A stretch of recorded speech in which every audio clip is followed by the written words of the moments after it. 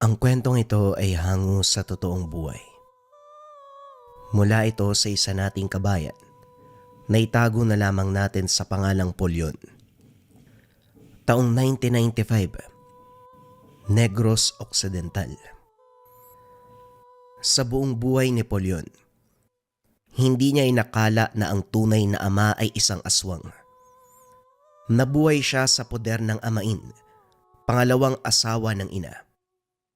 Bugbog sarado tuwing lasing, hindi kasundo sa lahat ng bagay. Nang masawi ang ina sa isang trahedya, nagpunta sa probinsya kung saan mahanap ang tunay na ama.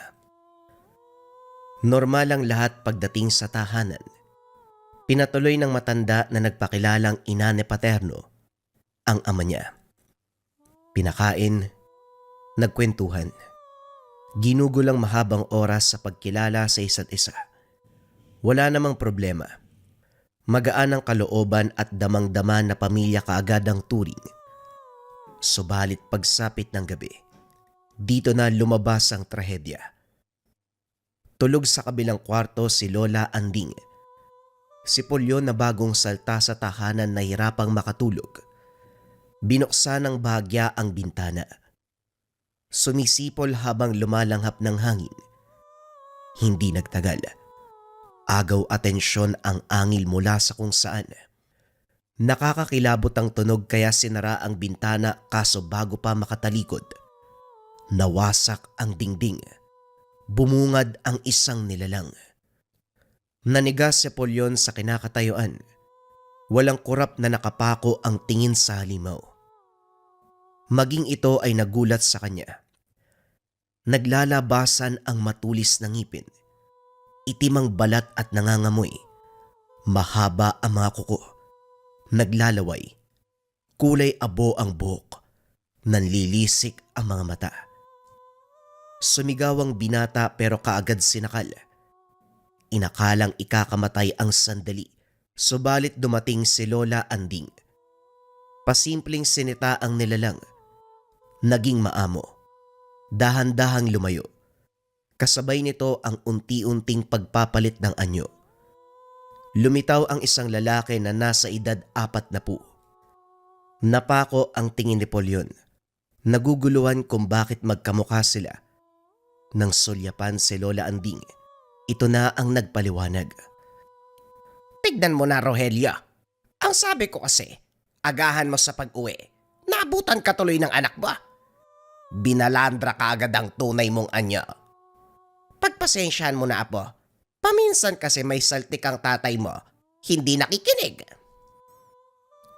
Lalong hindi nakaimik si Polyon. Muling napatitig sa lalaki. Pinuproseso ng utak ang narinig. Aswang ang ama niya. Nanlulumong napaupo sa tabi. Ano? Anak ko ang binatang ito, aba. Paano nangyari yon? Kailanman hindi ako nagkaroon ng nobya. Nagpapauto na naman kayo kung kani-kanino. Hindi porket nagpakilala ng ganyan maniniwala kayo kagad. Nanay naman. Wika ni Rogelio. Hay, wag mo akong maganyan-ganyan. Tatamaan ka talaga. Nakalimutan mo na ba? Kumikiringking ka dati. Akala mo mauubusan ka ng babae. Kung saan-saan ka napapadpad. Ay naka, lahat ng babae, sinundot mo. Wag mo ko bigyan ng ganyang reaksyon ha. Akala mo naman napakabuti mong lalaki. Kahit saan sumusundot ka. Grabe naman kayo, Nay. Hindi ko na nga maalala pero kayo tandang-tanda nyo pa. Malamang.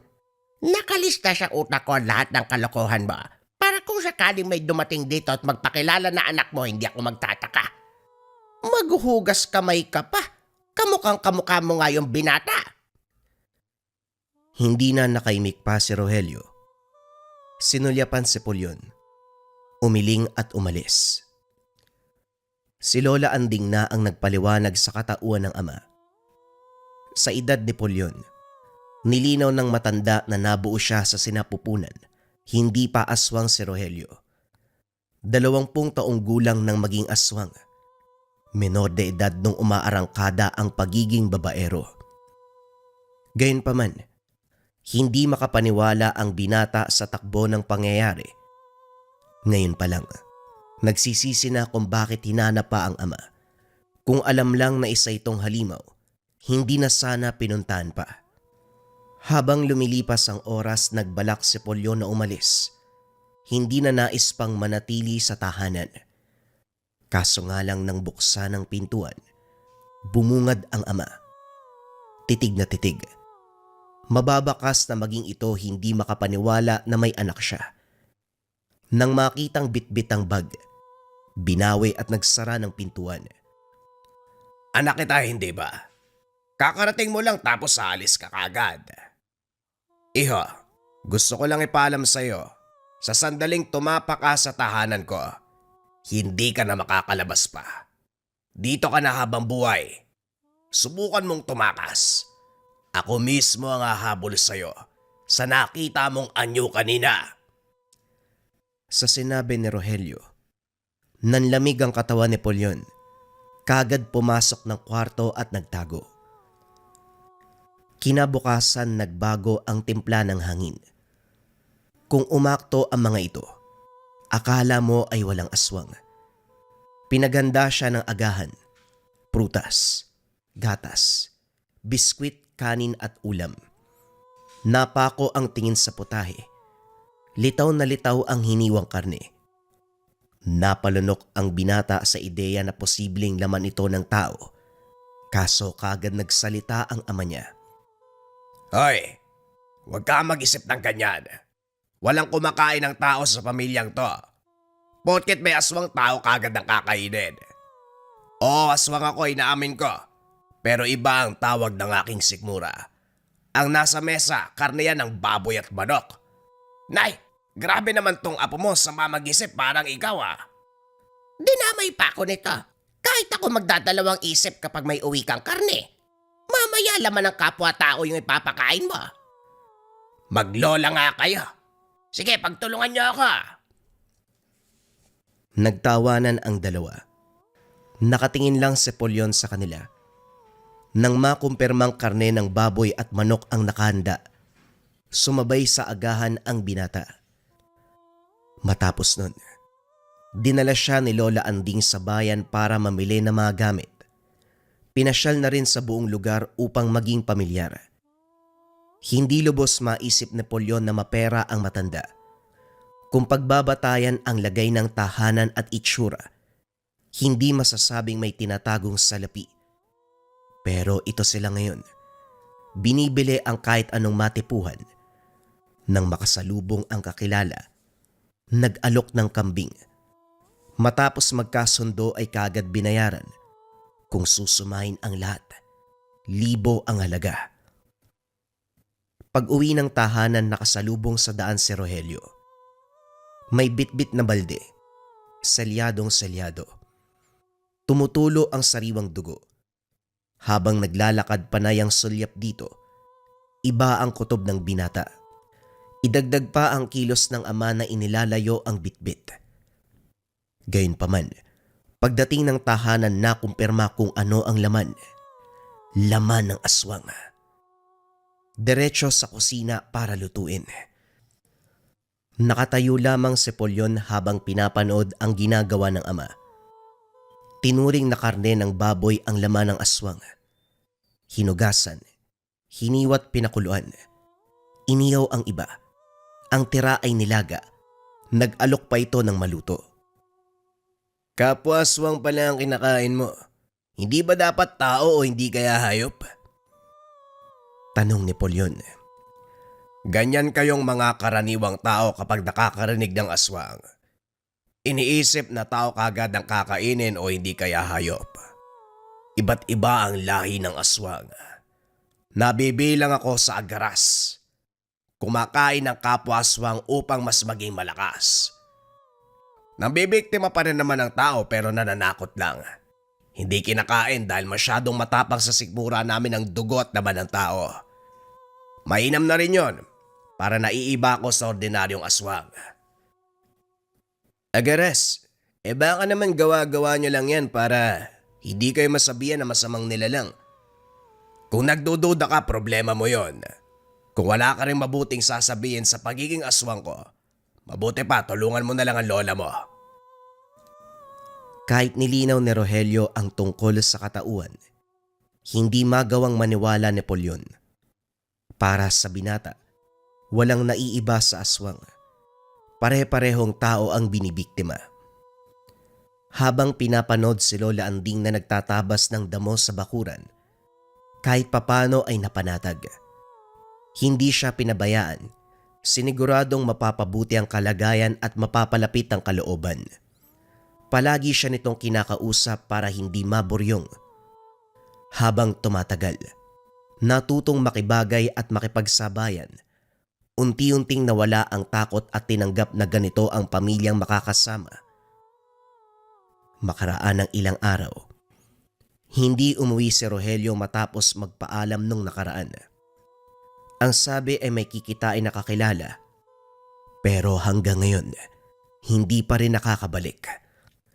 Nag-alala si Lola Anding dahil noon na matagal na umuwi, nagtamo ng maraming pinsala sa katawan. Pagkatapos nun, kung sino-sinong halimaw ang umaaligid sa tahanan, hindi naglaon bumalik ito. Kagaya ng sinabi ng matanda, malubha ang kalagayan. Samot-saring sugat ang tinamo.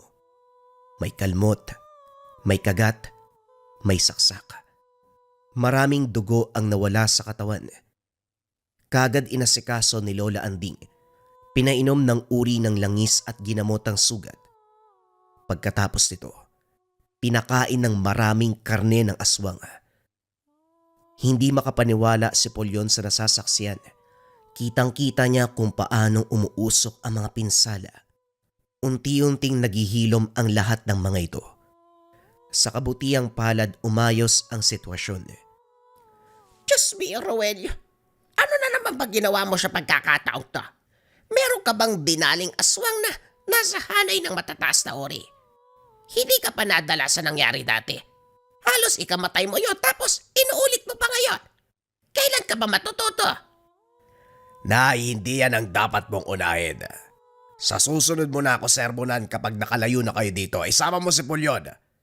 Lumuwas kayo sa ibang bayan. Sa lugar na hindi matutunton ni naman. At para sa ikakatahimik mo, wala akong inagrabyado. Sadyang bumalik lang yung aswang na nangyanggaw sa akin.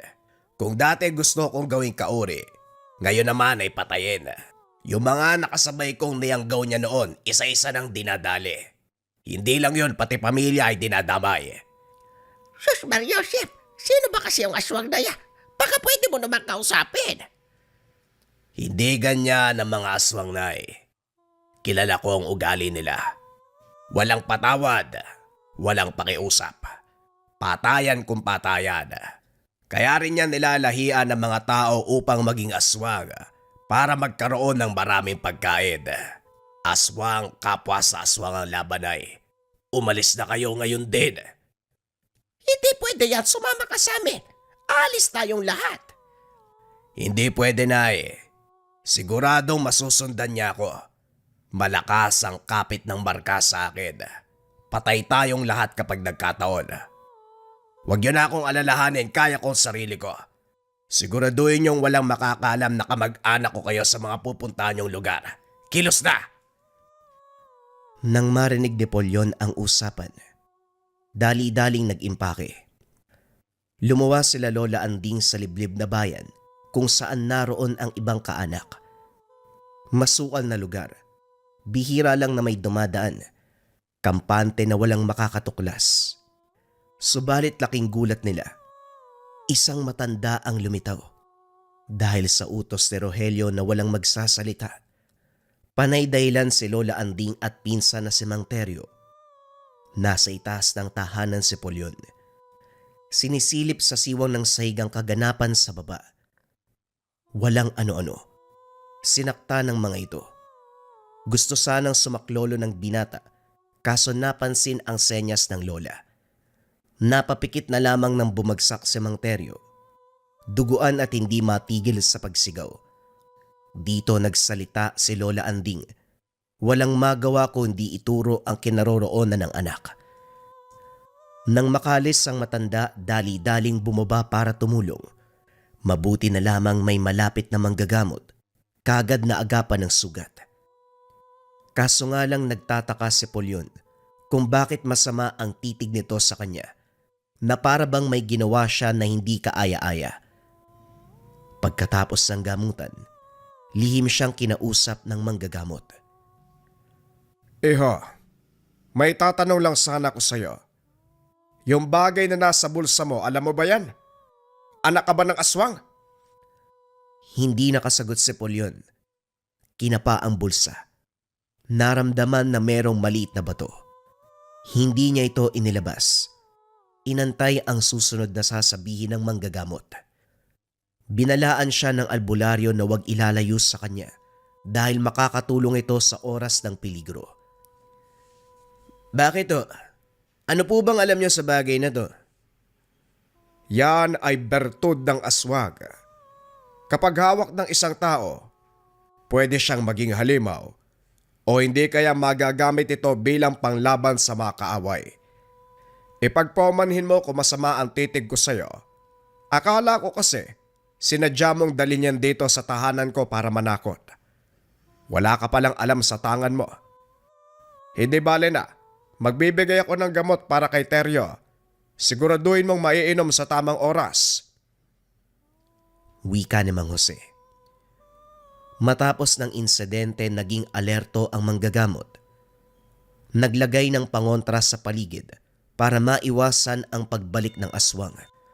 Oras-oras bumibisita sa tahanan para masigurado ang kaligtasan ng lahat. Dito na pag-alaman, nakapatid ni Mang Teryo sa ama, kaya ganun na lamang ang pag-aalala. Nang magkaroon ng oras, nakipag-usap si Mang Jose kay Polyon. Kilala nito si Rogelio at ang nakababatang kapatid ay kasabayan sa Nayanggaw noon. Dahil manggagamot siya, nagawang agapan subalit makalipas ang ilang taon. Nagpakita ang aswang na yumanggaw at pinaslang. Sa puntong yun, pinagdasal na makatagpo ang halimaw para pagbayarin. Kaso nga lang hindi kilala kung sino. Nagbungkay si Polyon na magkita sila ng ama dahil pareho ng taong pinag-uusapan. Sumang-ayon naman si Mang Jose kung kaya't nagpasama sa pag-uwi. Ayaw sanang pumayag ni Lola Anding sa takot na mapahamak. Kaso sinigurado na manggagamot na poprotektahan. Kagad silang bumalik sa tahanan at naabutan si Rogelio.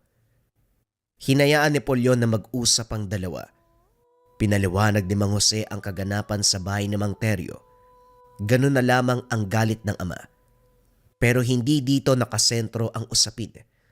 Pinagtibay ang plano para sa pagbabalak na itumba ang aswang. Sigurado ka naman na kilala mo ang yumanggaw sa'yo, hindi ba? Wala akong ideya kung sino ito at kung ano ang itsura dahil hindi ko naman nakita. Hindi natin siya kailangang hanapin dahil siya mismo ang kusang haharap sa akin. Yung mga nakasabayan kong Nayanggaw noon, ubos na sila. Ako na lamang ang natira. Sa tagal ko sa larangan, maraming pasyente ang Nayanggaw. May mga nakalaban na aswang. Pero ngayon pa lang ako nakarinig. Pinapatay ang aswang na nalahian. Ginagawang pagkain. Kung gusto niya ng patayan, walang problema. Yan ang gawin natin. Huwag kang mag-alala. Hindi ka nag-iisa sa labang ito. Maaasahan mo ko. Sabay nating huliin ang aswang at pagbayarin siya sa ginawa niya. Matapos magkasundo ay kanya-kanya sa paghahanda. Sa tahanan muna nagpalipas ng araw. Bawat kanto ay may pangontra, may patibong. Naninigurado na sa bakuran palang mauhuli na ito.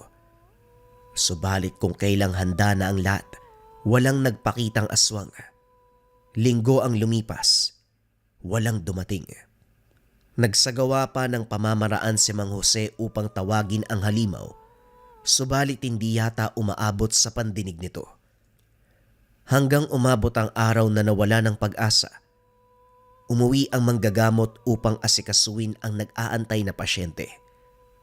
Gayunpaman, maigpit na binalaan si Rogelio na huwag magpapakampante. Sumama naman si Polyon para tignan ang kalagayan ni Lola Anding at Mang Teryo. Sa kabutihang palad ayos ang lahat. Buwan pa ang lumipas. Umuwi na rin sila Polyon. Balik sa nakasanayang buhay. Inasikaso ang maliit na taniman sa bakuran. Magtutungo ng bayan para magbenta ng kambing at kung ano-ano pa. Si Rogelio naman, inatupag ang tawag ng sikmura. Isang gabi ay nakita ito sa kusina. Kakabalik lang sa anyong tao. Nasa bibig niya ang parte ng aswang. Nasanay na rin si Polyon na makitang ganito ang ama, kaya naman hindi na kinalabutan. Uupo sa tabi, panonoorin ang ginagawa ng ama. Nga pala, hindi pa tayo nag-uusap patungkol sa pagiging mag-ama natin. Tanggap mo ba ako kahit ganito ko? Napatitig si Polyon sa biglaang tanong ni Rogelio. Ito rin ang tanong ng binata sa sarili.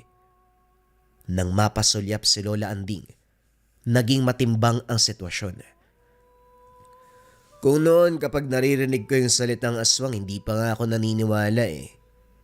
Natatakot ako. Pero sa pinapakitang pagmamahal ni Lola Anding, pati rin ho sa kilos nyo, handa kang protektahan kami sa lahat ng pagkakataon. Tanggap kita, tay. At saka wala naman akong pagpipilian eh. Bali-balik ta rin man ang mundo, hindi magbabago. Anak mo ako, ama kita. Biktima ka lang ng yanggaw. Napangiti si Rogelio sa sinabi ng binata. Mabuti naman kung ganon. O siya magugas ka ng kamay. Saluhan mo ko. Masarap tong aswang kainin natin. Hindi, biro lang. Kinabukasan, nagulantang ang lahat dahil nawawala si Lola Anding. Madaling araw ito umalis. Nagpaalam na magpupunta ng bayan para mamili ng kailangan. Ilang oras na ang lumipas, wala pa ring balita kung nasaan. Sumunod si Rogelio sa bayan, subalit hindi mahanap ang matanda. Tumulong na rin si Polyon. Naglibot sa lugar. Hindi inasahan na matatagpo nito na wala ng buhay. Sa masukal na bahagi ng kakahuyan, nakahandusay si Lola Anding. Maraming kalmot sa iba't ibang bahagi ng katawan. May bakas ng kagat sa leeg. Bukas ang dibdib. Nang malaman ni Rogelio, hindi napigilan ng galit. Nagwala sa gubat. Tinumba ang mga puno. Pinapatay ang mga ligaw na hayop na dumadaan. At higit sa lahat, nadagdagan ang pagkasuklam sa aswang. Nag-iwan ng bakas para malaman na ito ang gumawa. Bago balingan ng kalaban, inasikaso muna ang paglilibing sa katawan ni Lola Anding. Sila-sila lang din ang naghulma ng kabaong. Nagukay. Wala ng oras para idulog sa simbahan dahil okupado ang isipan sa pagiganti. Sa nangyari, maging si Polyon nakaramdam ng galit kung kailan siya binigyan ng pamilya, saka naman nawala. Hinikayat ang ama na ipagigante si Lola Anding. Parehong pinangibabawan ng emosyon. Walang pagdadalawang isip na umalis si Rogelio. Ang alam ng binata hahanapin ang aswang, kaso nga lang dumating ang balita. Maging ang tatay niya namatay. Magkasama sila ni Mang Jose. Sugatan ng manggagamot. Malubha ang kalagayan. Hindi malaman ni Polyon kung ano ang unang mararamdaman. Magagalit ba dahil pinaslang ng aswang ang ama't lola o hahagulgol sa tabi ng bangkay? Naglakad siya nang wala sa sarili. Dumiretso sa gubat. Sumigaw ng sumigaw. Tinawag at hinamon ng aswang. Hindi naglaon. Bumungad sa kanyang harapan. Nakangisi ng nakakaloko. Malakas ang loob mo na magtawag. Anong gagawin mo ngayon? Ikaw ang dahilan kung bakit naging aswang ang tatay ko. Tapos bumalik ka pa para patayin siya. Ano ba talagang kailangan mo? Hindi ko rin alam eh. Basta ang alam ko lang, maligaya ako kapag napapatay ko mga nayayanggaw. Karamihan sa kanila ginagawa ko rin pagkain dahil nagbibigay ng karagdagang lakas sa akin. Masaya ako kapag ganun yung ginagawa eh. At kahit ano gagawin ko para manatili ang kaligayahan ko. Matagal ko nang ginagawa ang bagay na to at hindi din ako titigil. Sumakto ka nga eh. Nabuburyo na ako sa matagal kong gawain. Hindi kami kumakain ng tao pero parang ngayon gusto kong subukan at ikaw ang uunahin ko. Nagbago ang anyo ng nilalang. Humaba ang nguso nito. Maging ang mga balahibo. Nagmistulang aso pero may katawan ng tao. Bumuelo ng pag-atake ang aswang. Laking gulat niya nang bigla itong tumilapon. Isang nilalang ang humarang. Kapareho ng anyo niya. Mukha ng mabangis na aso. Pero ang katawan ay sa tao. Matalim ang mga kuko. Malaki ang pangangatawan. Kaya pala hindi kita magilap. Nanggugulo ka sa mga tao. Pati ang binatang ito hindi mo pinalampas. Wala siyang laban. Kaya wag mong patulan. Bumalik sa anyong tao ang aswang upang makausap ang lalaki. Hoy Victor, mataas na uri ka ng gabunan. Huwag kang maghari-harian sa mabababang uri ng aswang na katulad ko. Huwag kang mangialam dahil akin ang binatang yan. Umalis ka na. Ay, wag mo rin akong binabantaan. Alam mo na wala kang laban sa akin, hindi ba? Binata, umalis ka na dito. Ako nang bahala. Tinamaan ng atake si Victor. Lumatay ang kuko ng aswang sa pisngi pero walang sugat. Masama ang titig na bumaling sa nilalang. Sumugod ito ng sumugod pero walang binatbat. Hindi dahil malaking tao, kundi sa katotohanan na isa itong purong gabunan, isa sa pinakamalalakas na aswang. Ilang ulit na binalibag si Patring, pero bumabalik pa rin siya. Sugod ng sugod. Tahimik na pinapanood ni Polyon ang kaganapan habang nagtatago sa tabi. Hindi man siya ang inatake, damang-dama niya ang takot. Hindi may kakaila ang lakas at bangis ng nilalang. Mabilis ang pagkalmot. Kung ano-anong atake ang ginagawa para sakta ng kalaban. Kaso nga lang hindi rin may kakaila ang husay at lakas ng gabunan. Pasimpleng iniilagan ang mga atake. Hindi nagtagal sinakalang aswang at binagsak. Hinihingal na bumalik sa anyong tao ang halimaw. Masamang tumitig kay Victor. Sana noon pa pinatay na kita. Ako pa ang nag-alaga sa'yo nung kabataan mo. Pero traidor ka. Hindi nga magandang magpalaki ng mas mataas na uri kumpara sa akin. Kahit ako naman nagsisisi ako eh. Kaso wala din ako magagawa. Sa'yo ko hinabili ng tatay ko. Yun nga hindi ko maintindihan sa'yo, Patring eh. Napakabait ng tatay ko. Hindi ka man lang nahawaan ng kahit kaunti. Muling nasagad ang galit ng aswang. Paulit-ulit na sumugod. Subalit anuman ang gawin wala pa ring epekto sa gabunan. Sa huli tinodo ng lalaki. Pinatikim ng kalupitan. Ginilitan ng leeg. Binali ang bawat buto sa katawan. Binaon sa mismong kinakatayuan. Mahabang katahimikan ang namayani. Saka lang lumabas si Polyon nang tawagin siya. Kaano-ano mo si Patring? Nararamdaman ko sa iyo yung bato. Sa dami ng iniisip, ngayon lang naalala ni Polyon ang bato. Sa puntong ito inilabas sa bulsa. Biniktima niya ang tatay ko. Nilahian tapos pinatay. Maging ang lola ko nadamay eh. Sino ka ho ba? Parang kilalang kilala mo yung aswang ah. Hindi man maintindihan ni Polyon, magaan ang loob niya sa kausap. Maayos ang pakikitungo na para bang hindi nananalaytay sa pagkatao ang dugong halimaw. Mahaba ang usapan ng dalawa.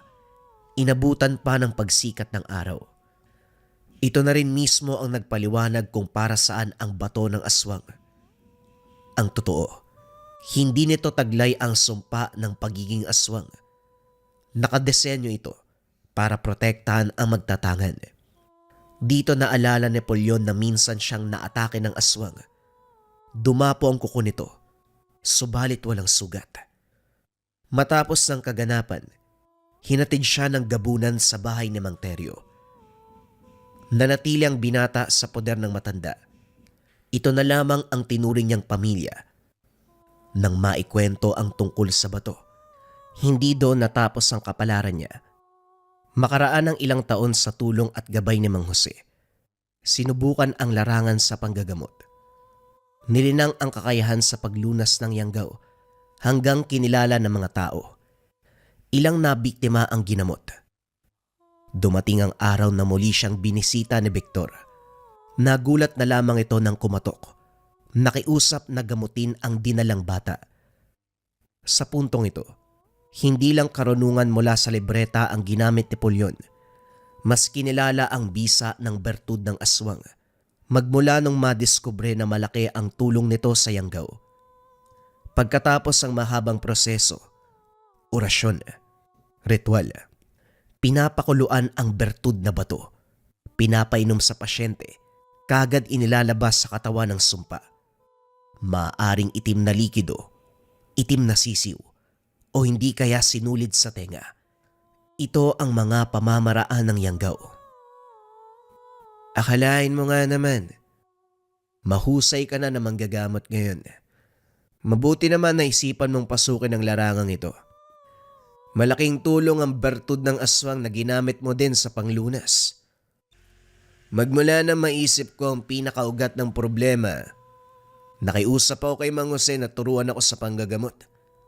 Sa gabay niya nagagawa kong agapan ng sumpa ng yanggaw na minsang sumira sa buhay ng aking ama, ng aking lola, sa pamilya ko. Ipagpatawad mo sana ang ginawa ng mga kauri ko. Pero matanong ko lang ho, saan po ba kayo namamalagi ngayon? At sino ba yung bata? Nakita ko lang habang nagpapalakad-lakad sa daan. Naramdaman ko may sumpa kaya dinala ko sa'yo. At para sagutin ang tanong mo, wala akong permanenteng tirahan. Naglalakbay lang. Naghahanap ng mga lapastangang aswang. Nang may masmasa ng bata, nakiusap si Victor na ito na lang din ang magpalaki dahil sa lansangan lamang natagpuan. Kinupkup ni Napoleon, tinuring na sariling pamilya, pinalaki at nang magkaedad, tinuruan ng panggagamot. Mas lalong nagkaroon ng direksyon ng buhay ni Napoleon nang dalin sa kanya ni Victor ang bata. Habang lumilipas ang panahon, napag-isip-isip ni Napoleon na isa ito sa mga plano ni Victor upang matulungan siya para maging mabuting manggagamot at merong makasama sa buhay. Sa paglipas ng panahon kinilala ang mag-ama. 2 taon na mahusay manggamot ng nayanggaw. Pero ang hindi alam ng lahat, gumagamit sila ng isang bato na nanggaling din sa mga nilalang upang ipangkontra sa pangyayanggaw. Isang mataas na uri ng bato o mas kilala sa katawagan na bertud ng aswang. Bagong kwento pa rin ang kasunod mga kabayan. Ito ay pumapatungkol sa kayamanan, kapalit ng buhay. Ang kwentong ito ay hango sa totoong buhay. Mula ito sa isa nating kabayan na itago na lamang natin sa pangalang Isabel. Taong 1985. Siquijor. Sa isang liblib na baryo na napapalibutan ng kagubatan, nakatira ang isang simpleng pamilya, ngunit puno ng pagmamahalan. Mahirap ang kanilang buhay at tanging sa pagbubukid lamang umaasa ang ama upang maitawid ang araw-araw ng pamilya. Si Mang Miguel, ang haligi ng tahanan, masipag, mabuti ang puso. Walang ibang pangarap kung hindi maitaguyod ang kanyang asawa at mga anak. Katulong niya si Aling Ena, Isang masinop na may bahay na walang kapagurang nag-aalaga sa kanilang tahanan. Ginagawa niya ang lahat. Mula sa pagluluto hanggang sa paglalaba. Subalit hindi ito sapat upang mapakain ng maayos ang mga anak. Ang panganay na si Tomas ay 16 na taong gulang. Matapang at laging handang ipagtanggol ang nakababatang kapatid na si Isabel, na noon ay 14 na taong gulang pa lamang nang mangyari ang lahat ng ito. Sa kabila ng murang edad, ramdam na ramdam ng magkapatid ang bigat ng kahirapan. Dahil din dito, hindi na nakapagpatuloy sa pag-aaral sina Tomas at Isabel. Gayunpaman, hindi nagtanim ng sama ng loob ang dalawa. Hindi naman hinayaan ni Aling Ena na mawalan ng pag-asa ang mga anak.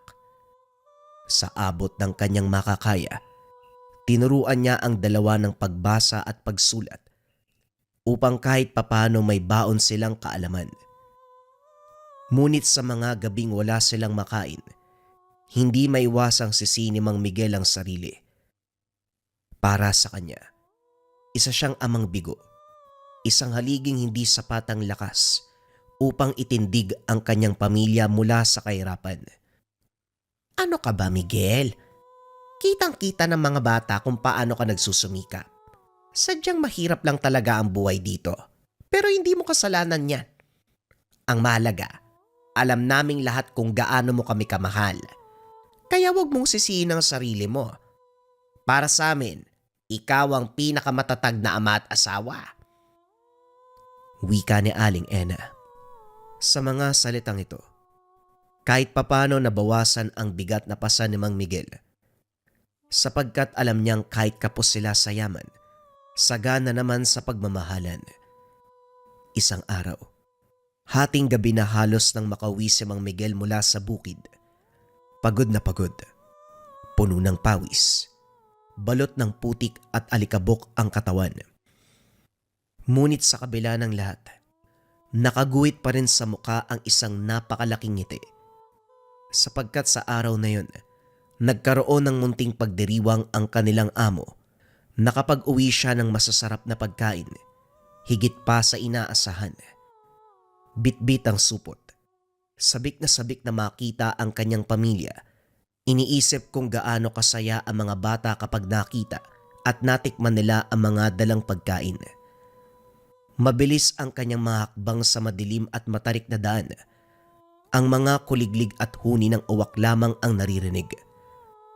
Ngunit bago pa man siya makatawid sa maliit na tulay, napansin niya ang isang matandang babae na nakaupo sa gilid ng daan. Mahina, payat, at tila ba halos hindi na makagalaw. Nakatitig lamang ito sa kanya. May mga matang nanlilisik, ngunit puno ng pagmamakaawa. Maawa ka. Kahit kaunting makakain lang. Wika ng matanda. Walang pag-aalinlangan, ibinigay ni Miguel ang kakaunti sa kanyang dala. Para sa kanya, kung sila'y pinagpala ngayong gabi, nararapat lamang na magbahagi din sa kapwa. Isa pa, sapat pa rin naman ang natitira upang mabusog ang kanyang pamilya. Alam ni Mang Miguel ang hirap at sakit ng taong gutom na gutom. Kahit papano, ayaw niyang makakakita ng kapwang nakakaranas nito. Ngunit habang inaabot ang pagkain, hindi niya maiwasang mapansin ang mga kamay ng matanda ay butot balat. Kakaiba ang itsura ng mga kuko. Mahaba, matalim, at tila ba kulay itim na bakal. Nang tumingin siya muli sa mukha nito, sandaling sumilay ang ngiti ng babae, isang ngiting hindi pangkaraniwan, ngiti ng hindi isang taong gutom, kundi ng isang nilalang na tila nakahanap ng bagong biktima. Sandaling kinilabutan si Mang Miguel sa nakita, ngunit bago pa man niya mabawi ang kamay, mabilis na kinuha ng matanda ang supot. Isang malamig na hangin ang biglang humampas sa paligid at tila tumayo ang balahibo sa batok nito.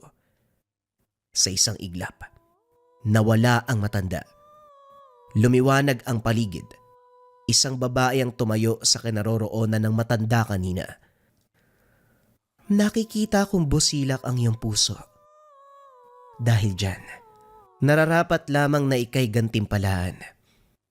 Kung nais niyong umahon sa kahirapan, may kapalit. Hindi lang pera ang aking hinihingi, kundi pagtitiwala. Ang mga gutom niyo sa sikmura ay mapupuno at ang inyong lupa'y aapaw sa ani. Ngunit huwag niyong kakalimutan na ang lahat ng kasaganahan ay may kabayaran. Wika ng babae. Sandaling natahimik si Mang Miguel. Nung una hindi niya magawang paniwalaan ang sinabi nito. Isang alok na tila masyadong maganda upang maging totoo. Ngunit nang iabot nito ang isang kahon, kusang inunat ang kamay at tinanggap. Hindi dahil sa lubos ang pagtitiwala, kundi dahil umaasa na baka ito na ang kasagutan sa kanilang mga panalangin. Ngumiti lamang ang babae, tila kasing bilis ng pagkisap ng mata ni Mang Miguel. Ganon din kabilis na nawala sa paningin. Naiwan si Mang Miguel na nakatayo sa gitna ng madilim na daan. Nanlalamig ang buong katawan. Nasa kamay pa rin niya ang kalahati ng pagkain. Nakatitig sa kahong hawak-hawak. Ngunit dalawang tanong ang bumagabag sa kanyang isipan. Kanino ba talaga siya nagbibigay ng tulong? Sa isang matanda bang nagugutom? O isang nilalang na may hinihinging kapalit? At kung bakit pula ang liwanag na nasilayan niya kanina? Kung ang liwanag ay tanda ng senyales ng pag-asa, bakit hindi ito puti o ginto, kundi pula, ang kulay ng dugo, babala o maaaring peligro? Gayunpaman umuwi si Mang Miguel dahil siguradong gutom na ang pamilya sa tahanan. Tulad ng inaasahan, gising ang dalawang bata. Sinubukan mang nilang tulugan na lamang ang gutom, ngunit mas malakas ang pagkalam ng mga sikmura. Tuwang-tuwa ang dalawang bata nang makita ang bitbit ng ama. Kumain ng napakarami, nagpakabusog ang pamilya. O hinay-hinay lang sa pagkain. Baka mabilaukan kayo mga bata. Ay nako. Nga pala Miguel, ano yung kahon na dala mo? Pinaliwanag ni Mang Miguel ang pangyayari ng gabing yun. Makikita sa mukha ng asawa ang pag-aalala. Ay nako, mag-iingat ka. Baka sumpayang dala mo. Hindi naman siguro, Ena. Mabuti tayong tao. Wala naman tayong tinatapakang kapwa. Wala naman sigurong gagawa ng masama sa atin. At isa pa, hindi din tayo sigurado kung makakatulong nga ba talaga yung kahon na yan sa ating kinabukasan. Hanggang ngayon hindi ko pa rin mabuksan. Ayoko namang pukpukin, baka masira. Pagpapaliwanag ni Mang Miguel. Hindi na nakipagtalo pa si Aling Ena. Ngunit hindi rin maiwasan na makaramdam na tila may paparating na peligro. Mula nang dumating ang maiwagang kahon, tila nagbago ang kapalaran ng pamilya. Ang lupang dating tuyo at hirap anihan ay biglang tumaba. Kaya mas lumago ang mga pananim ni Mang Miguel. Lumaki ang perang naiuuwi niya. At sa sobrang sagana, nakakapagpadala pa siya ng sobra upang makakain ang pamilya. Sa unang pagkakataon, halos 3 beses sa isang araw, nakakakain ng busog ang mga bata na matagal nang pinapangarap ng mag-asawa. Maging sa kanilang bakuran, nagsimulang mamunga ang mga tanim ni Aling Ena. Ang mga gulay, tila walang tigil sa pagbibigay ng bunga. At ang mga punong mangga, santol at bayabas, sabay-sabay nagkakaroon ng masaganang ani. Sa tuwa, namimigay sina Aling Ena at ang mga bata ng mga ani sa kanilang mga kapitbahay. Umaasang mababahagian din sila ng kasaganahan. Bagamat nagtataka ang lahat sa biglaang pag-angat ng pamilya, hindi may kakaila ang pasasalamat ng mga nakakatanggap. Subalit gaya ng karaniwan sa mga baryo, hindi rin mawawala ang mga bulungan. May ilan sa mga kapitbahay ang nagkakalat ng tsismis na nakipagkasundo daw sa demonyo ang pamilya upang makamit ang kanilang ginhawa. Hayaan mo sila, Ena. May mga ganyan tao talaga eh. Hindi sila natutuwa kapag umangat ang kapwa. Huwag kang mag-alala, wala tayong tinatapakang iba. Salip pa nga eh, namamahagi pa tayo sa mga kapwa natin. Sigurado naman ako na magiging maayos din ang lahat. Wika ni Mang Miguel. Mula sa pagiging pinakamahirap sa lugar, biglang naging masagana. Maraming kapitbahay ang lihim na nangarap na sana'y matulad din sila. Subalit kasabay ng pag-usbong ng biyaya, nagsimulang pumasok ang isang malagim na pangamba sa bayan. Una, isang matandang lalaki ang natagpuang patay sa gilid ng gubat. Wala ng dugo. Tuyo ang katawan na parabang piniga ang lahat ng laman. Akala ng lahat ay atake lamang ng isang mabangis na hayop. Ngunit wala namang hayop ang makakagawa nito sa bangkay. Hindi pa natatapos ang tungkol dito. Kalaunan ay may sumugod kagad. Isang batang babae ang natagpuan. Patay malapit sa ilog. Walang bakas ng sugat sa labas. Ngunit tuyong-tuyo rin ang balat. Parang nawala ang buhay mula sa loob. Doon na nagsimula ang mga bangungot. Gabi-gabi. Isa sa pamilya ang nananaginip na merong bagong bangkay na naman ang madidiskubre. Parang naging babala ang mga ito. Ngunit upang hindi mapagbintangan, minabuti ng pamilyang wag ipagsabi kahit kanino ang mga panaginip. Tila walang pinipilang peligro. Mapabata, binata, dalaga, matatanda o kahit na sino pa, maaaring maging biktima ng pangyayari. Hanggang ngayon, hindi pa rin matukoy kung sino o ano ang dahilan ng kanilang pagkamatay. Walang saksi, walang nakarinig, at walang bakas na maaaring may gawa nito. Nabalot ng takot ang baryo dahil maaaring sila o pamilya nila ang susunod na maging biktima. Sa kabila ng lahat, patuloy pa rin ang paghahandog ng tulong ng pamilya nila Mang Miguel. Kahit kapos noon, ni minsan ay hindi sila nagdamot. Lubos na nag-alala si Mang Miguel nang maging ama kasama sa bukid, isa-isang natatagpuan ng bangkay. Pare-pareho ang kalagayan. Walang dugo o sugat sa katawan, ngunit tuyo ang balat at katawan. Walang kahit anong bakas ng pakikipaglaban. Tila bigla naman silang inatake ng walang kalam-alam. Sa bawat katawang natatagpuan, tila may katumbas itong biyaya sa pamilya. Habang unti-unting nababawasan ang mga kapitbahay, dumadami ang punong namumunga. Mga swerteng dumadating at biyayang pinagkakaloob sa kanila. Mas dumami ang ani, lumusog ang mga alagang hayop at mas sumarap ang mga pagkain. Hindi kalaunan nagduda na ang mga tao. Gayunpaman, wala silang ebidensya upang idiin ng pamilya, kaya't puro chismis na lamang ang pinagkakalat ng iba. Hindi kaya sila yung pumapatay sa mga tao? Napansin ko rin simula nang yumaman sila. Doon namatay ang mga kakilala natin. Pero ang bait nila. Hindi pinagdadamot ang mga biyayang natatanggap. Biyaya ba talaga yan o paraan nila para mangingi ng tawad sa mga taong namamatay? Ito ang mga usapan sa baryo. Bagamat ganon ang bulungan, hindi napansin ng pamilya ang koneksyon sa kanilang mata.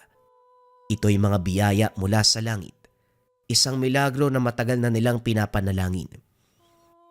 Ngunit kung susulyapan ng mabuti, mahirap hindi maramdaman ang kirot sa puso.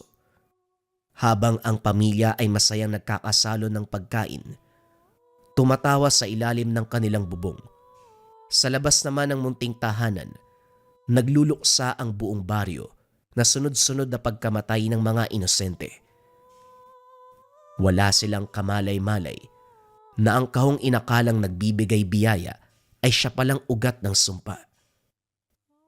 Nagpapakain sa kanila ng kasaganahan kapalit ng buhay ng mga inosente. At bawat pagdiriwang nila ng bagong ani, may isang bangkay na umiiyak sa katahimikan ng gabi. Habang nagbabantay si Tomas sa kanilang palayan, napansin niya ang kakaibang himig ng gabi. Ang alingawngaw ng mga kuliglig, karaniwang musika ng bukid, biglang nag-iba. Hindi na ito tunog ng kalikasan, kundi mga iyak na pilit na pinapatigil. Kagad tumayo si Tomas. Bitbit ang itak bilang proteksyon at lampara upang makita ang daan. Hinahanap nito ang pinagmumula ng tunog. Kadakbang, tumitindig ang mga balahibo nito. Hindi niya mawari kung saan nang gagaling ang takot na nararamdaman, lalo na't matapang naman ang binatang ito. Unti-unti nang tumatahimik ang paligid, kaya nagpasya si Tomas na wag nang mag-imbestiga pa at bumalik. Kaso nga lang paglingon, laking gulat niya nang makita ang grupo ng kababaihan. Tuluyan nang tumayo ang bawat tibla ng buhok niya sa katawan. Ang mga babaeng ito, hindi karaniwan. Payat na parang mga bangkay na ang itsura. Ang mga buhok ay parang bruha. Nakabuyang-yang ang bawat tibla na tila kumakaway sa hangin. Ang kanilang mga daliri ay matutulis, mahaba at kasing talim ng karayom na handang bumutas ng laman. Ang kanilang mga balikat ay kakaiba ang anggulo at postura. Akalain mong nabalian na sila ng buto. Bitbit nila ang mga palayok.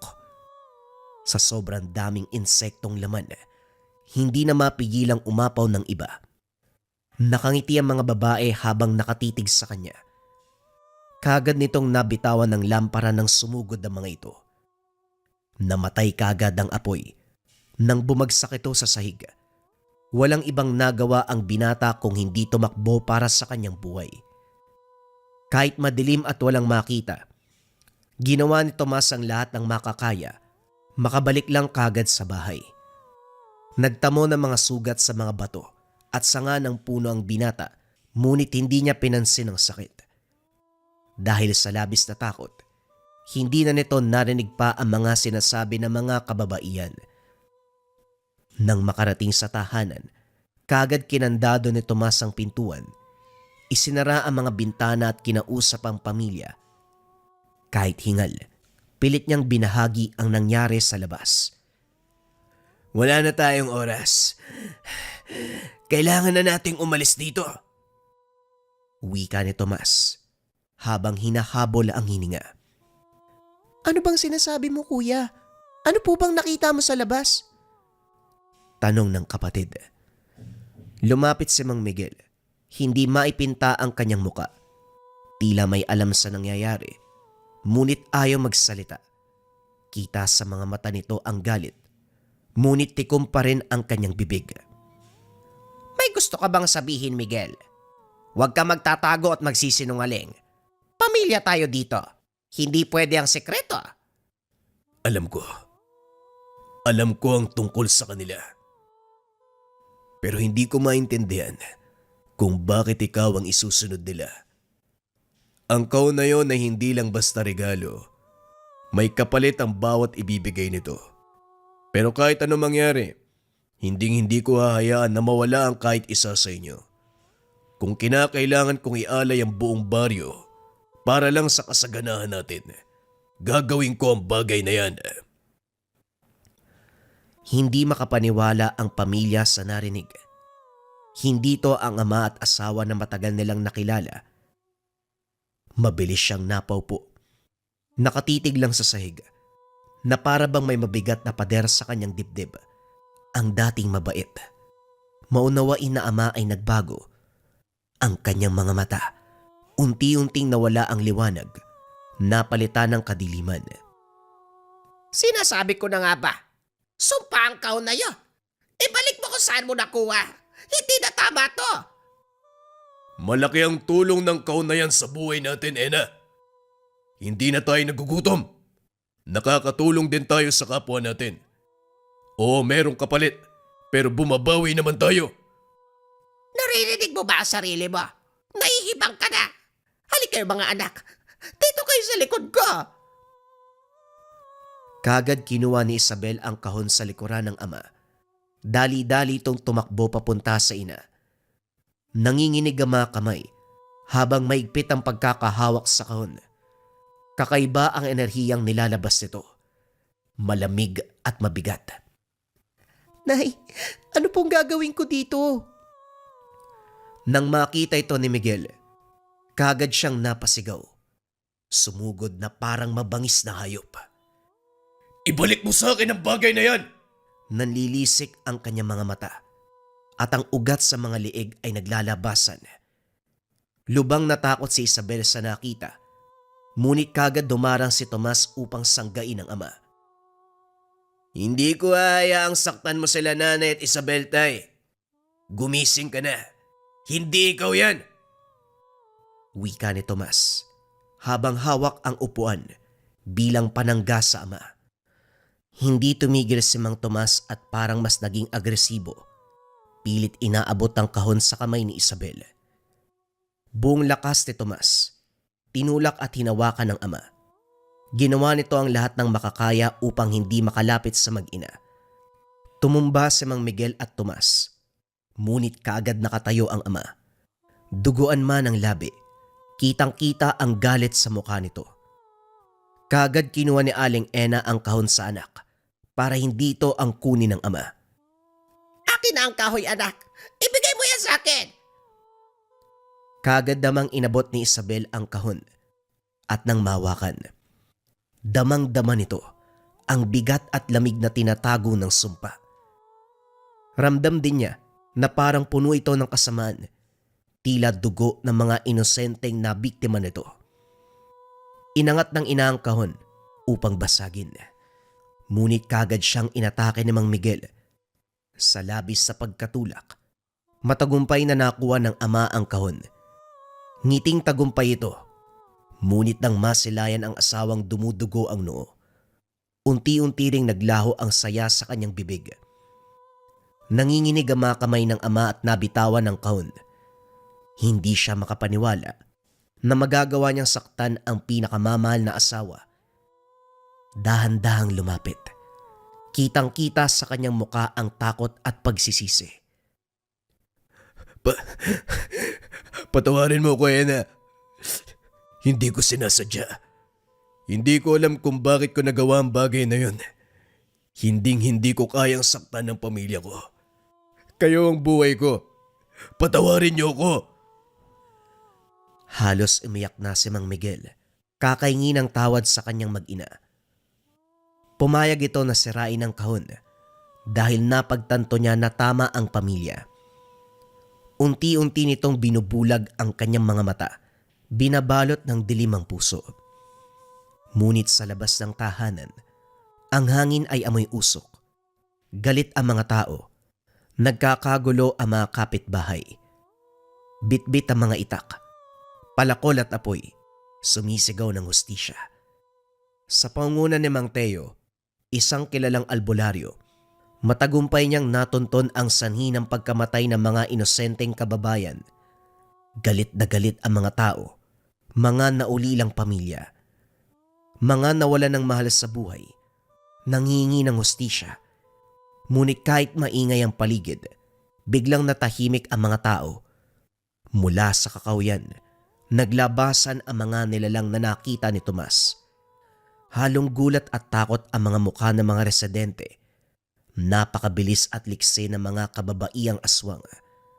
Patalon-talon lamang sila, ngunit kada tama ng malakarayom nilang kuko, sabay labas ng mahabang dila na kagad hinihigop ang laman ng biktima. Dagdag pa ang mga insektong nagliliparan at gumagapang sa sahig. Maraming mamamayan ang lumaban, ngunit dahil sa dami at bilis ng mga ito, marami ang nasawi. Agad namang naglabas ng orasyon at nagdasal si Mang Teo kalaunan na mataya ang mga insekto. Ang mga natirang mamamayan, pumaslang na mga nilalang, lubos na galit at pagdadalamhati ang naramdaman.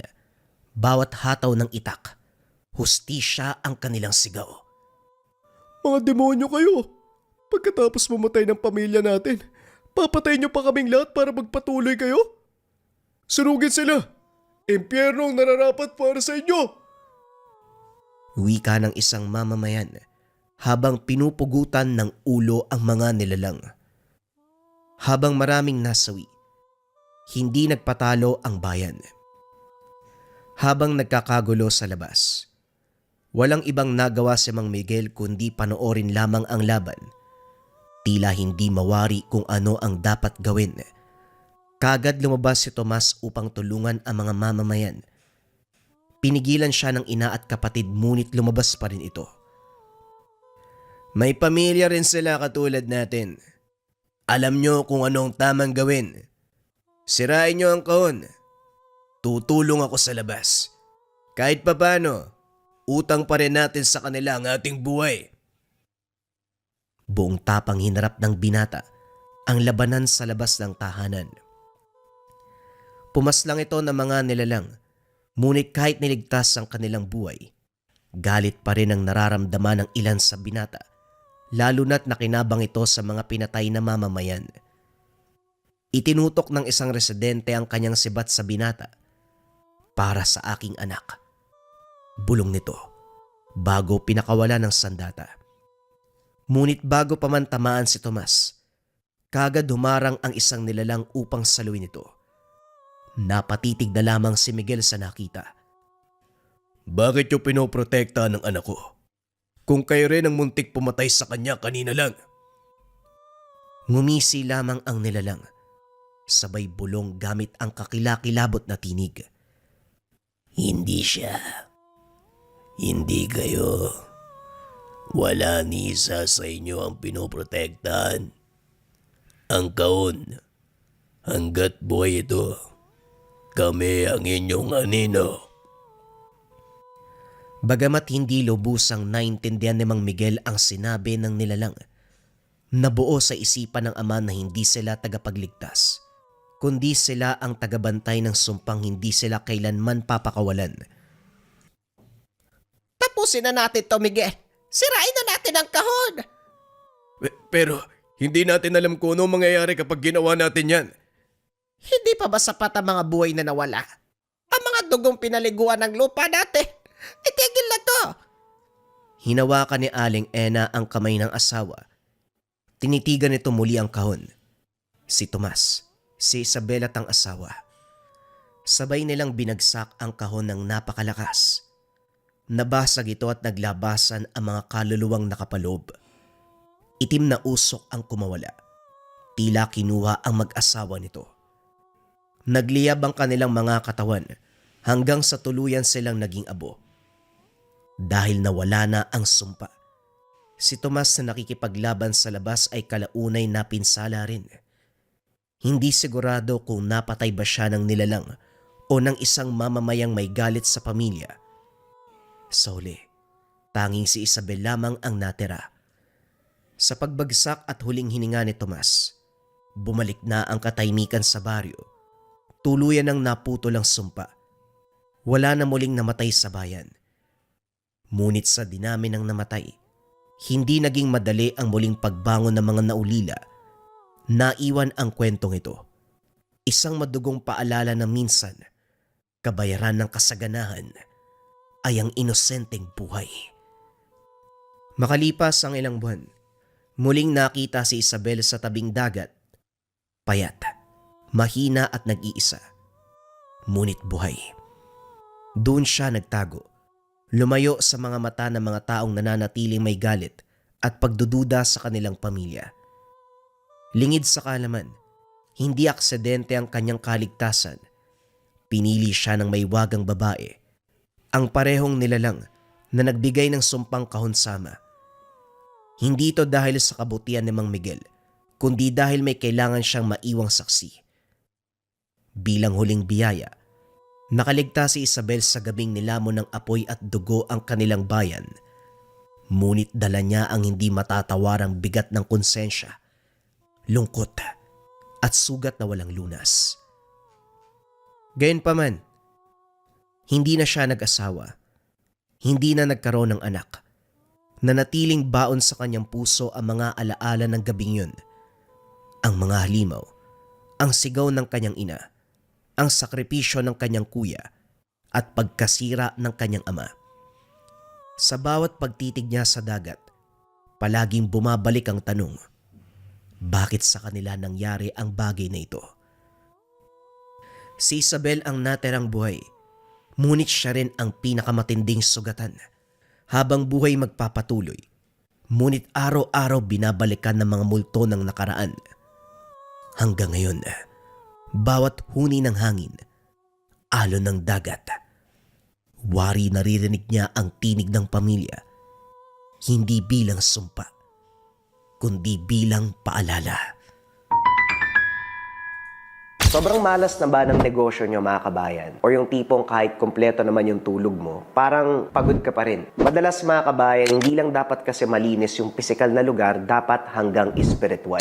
Ang tawag dito sa nasa harapan ko ay incenso candle for cleansing. Sinisindihan to ng 3 to 15 minutes sa umaga at sa gabi. Ang bisa ng incenso candle for cleansing, pang-cleanse ng lugar, pang-taboy ng negative energy para maganda yung pasok ng swerte at iwas sakit na bunga ng negative energy. Hindi ito regular candle mga kabayan ha. Specialized candle siya, insenso na ginawang kandila at nilagyan pa ng iba't ibang uri ng sangkap upang maging pang-cleansing. Pwede mo siyang sindihan sa negosyo, sa tahanan, sa kwarto, sa tambayan. Kung saan mo nararamdaman yung negatibong enerhiya, doon mo siya sisindihan mga kabayan. And if ever may mga gamit na kayo sa Lika Merchandise, hindi nyo maipapangako na madadasalan o makakargaan araw-araw, pwede ka magsindi ng insenso candle. Basta galing sa Lika. Pagkasindi ng gamit, itatabi mo lang yung mga gamit doon mga kabayan, nakikleanse na siya, nakokonsagra, mas naaalagaan. Marami tayong version na pagpipilian, pwede yung regular version, yung can version, yung tea light version. Lahat naman yan mga kabayan ay specialized candles, lahat yan ay insenso, lahat yan may iba't ibang uri ng sangkap at lahat yan nariyan ang orasyon at guidelines. Kung interesado kayo sa insenso candle, makleanse ang lugar, i-visit nyo lang ang shop ng Lika Merchandise, mag-ingat sa mga scammers.